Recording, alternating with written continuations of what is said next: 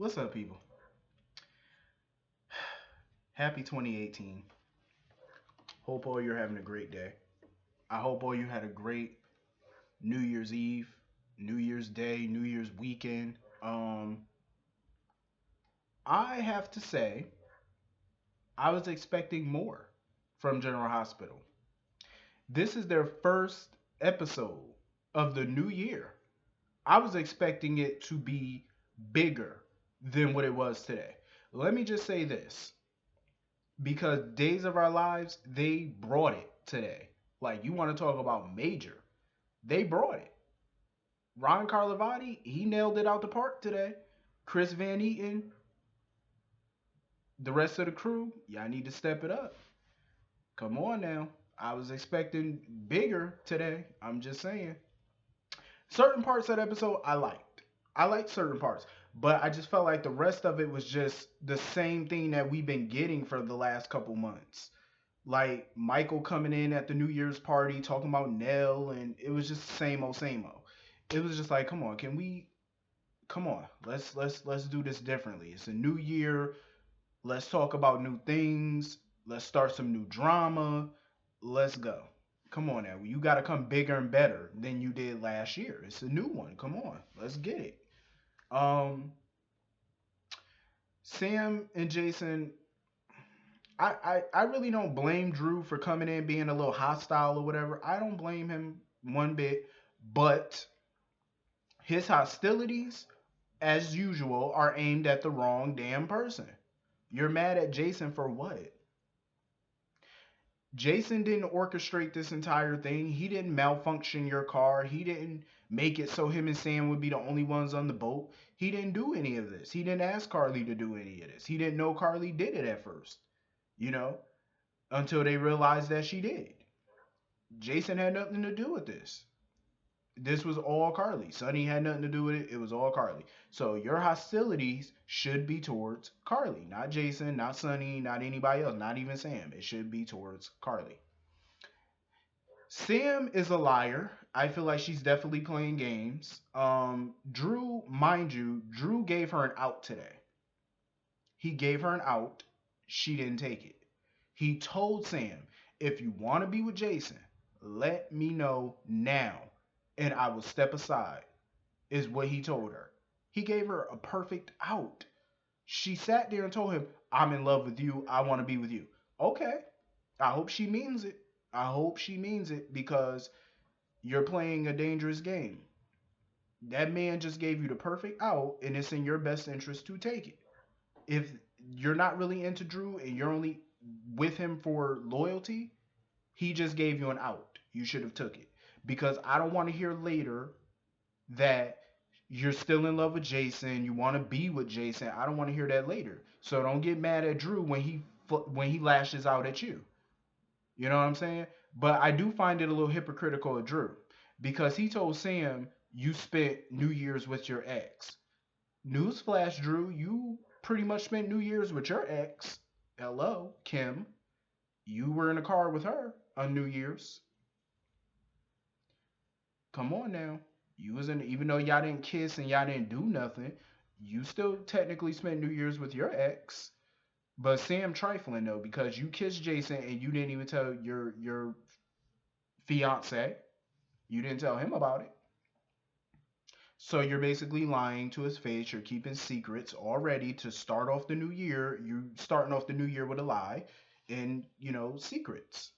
That's not good. That goes to show me that you're not serious about being with Drew. And I have a feeling all of this is going to blow up in her face.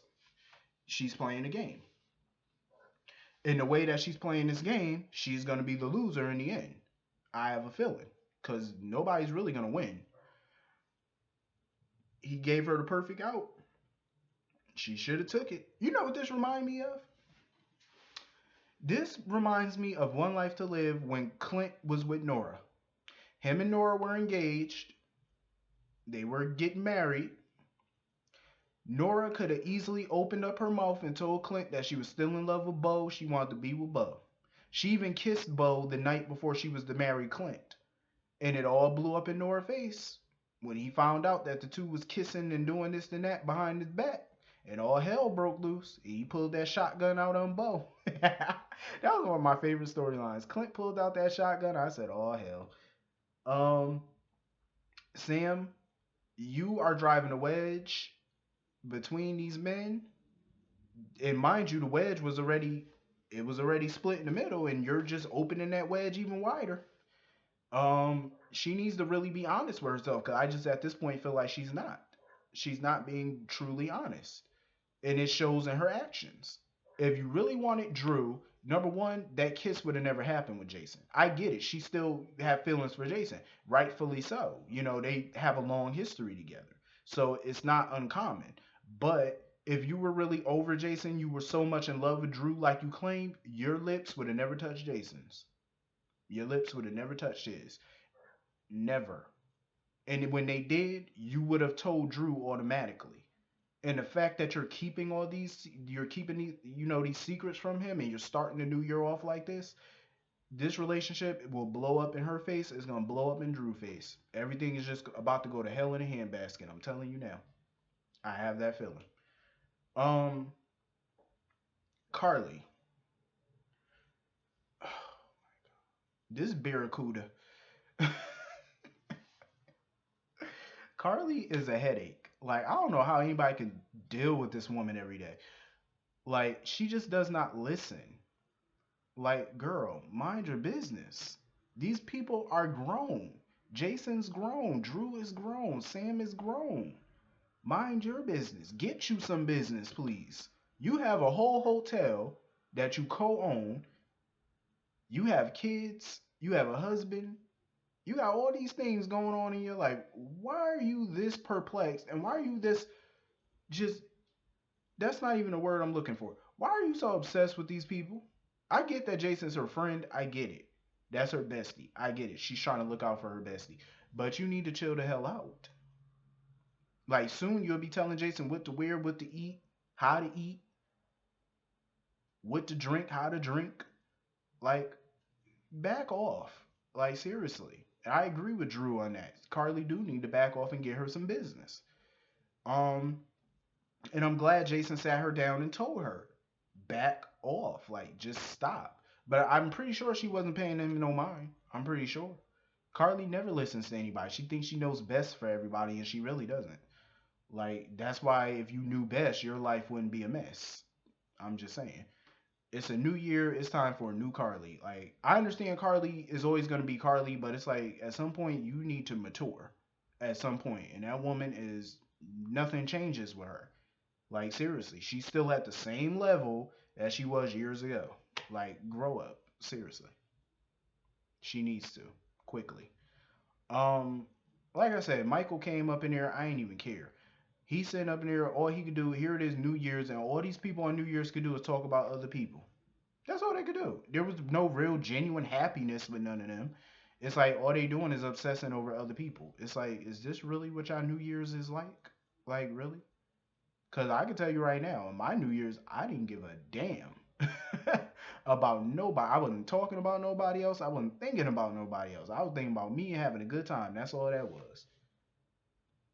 Liquor in one hand and just chilling, having a good old fashioned time. Um, Michael sitting there talking about Nell. I could care less. Um, cause Nina's sitting there worried about Valentine or whatever. She don't know where he at. Um, Valentine and Anna are pretty much shacked up together. They both sitting in a chair tied up, trying to figure out ways to get out of this situation. Um, Trying to bargain their way out with the guard, trying to tell Cassandra's little henchman that they can get him, some lower reduced jail time if he let them go or whatever. He wasn't trying to hear it. So,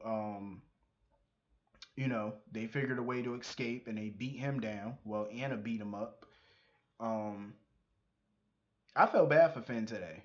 I was just looking at the TV and just saying, Finn, knock her little self down. I don't believe in violence, especially men on women or women on men and whatever. I don't believe in violence, but at the same token, we both know that this woman is dangerous, even though she didn't have a gun on her, but she still is lethal, and she's proved it today. Finn should have just overpowered her little self. I was like, Finn, get the drop on her before she get the drop on you. Too late. She blew some type of opioid that she was developing in his face, which got him high. Um, then she pulled out some syringe or whatever with the rest of the dosage that could kill him. So she was talking about killing Anna or whatever with it. So he charged at her. He overpowered her and stabbed it into her chest. Please tell me Cassandra's not dead. Please. I like Cassandra. I feel like she can be the type of villain that we could use on this show right now. She doesn't have to stay on the show all the time. She could just come in, do her damage, and leave, just like Elena used to do. Come in, cause destruction, and then go. That's what they need right now. You need a good villain. And I think she could play the part. I think Cassandra definitely could play the part. Um, I liked her scene with Finn today though. She was like, a little classy with a touch of evil, with a huge touch of evil. But I liked it. Um, it was definitely a dope scene with them, and I feel bad for Finn because now he done went off the drug trade. He's back on the stuff because of her, because she done blew them drugs in his face. Now he got to get them drugs out his system, hopefully, and he doesn't, regress back to actually doing drugs. But I'm glad Finn overpowered her and got the best of her. I was just hoping for more from this episode, though, to be honest. Ava, she pissed me off today. When she walked up in that hospital with that coat on and that hat, that New Year's hat, she like a straight up pimp. I swear to God, Ava looked like a pimp. She walked up in there. I said, "Look at this pimp coming strolling up in here. All she need now is a cane." I swear to God. She keep thinking that Griffin is messing with her daughter. I don't blame Kiki for going off on Ava, because it's like, why would you even think something like that? You know what I'm saying? Like your own daughter could mess with your boyfriend the way that you messed with hers. I doubt Kiki's that petty, and Griffin's not that kind of person. So she should have thought better. And anytime she's ever seen them hugging or talking in close proximity, it was pretty much always at the hospital. You followed him back to the hospital where he hugged your daughter. If there was something going on between the two of them, why would they do it so publicly? Duh, she should have thought about that. Wouldn't they go to like the Minuteman Hotel or something? I'm just saying, like, why would they do it in such a public place where everybody who knows them is gonna see them and probably tell Ava? So if they were secretly having an affair, it obviously wasn't no big secret if they're doing it in public, hugging and stuff. And that's all they were doing was hugging. You ain't see no kissing. They wasn't holding hands. And I'm glad Kiki went off on her and told her mother, "You need some help," cause she do. She needs psychiatric help. I mean, she has so many insecurities about herself. It's like you really do need a life coach or a therapist or both. I'm just saying. Um, so Griffin had to let her know real quick. He doesn't want her daughter. He's not interested in nobody but Ava. And the reason that him and Kiki were huddled up all the time was because he's reevaluating that formula that could fix her face, but he's trying to do it in a legal way that will have no damage to her. You know what I'm saying?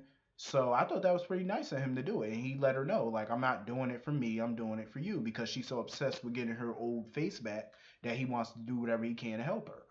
And I like that. You know what I'm saying? Ava just needs to calm her neurotic ass down. Like, chill the hell out. Like, you're mad, like, over the top for no reason. Like, calm down.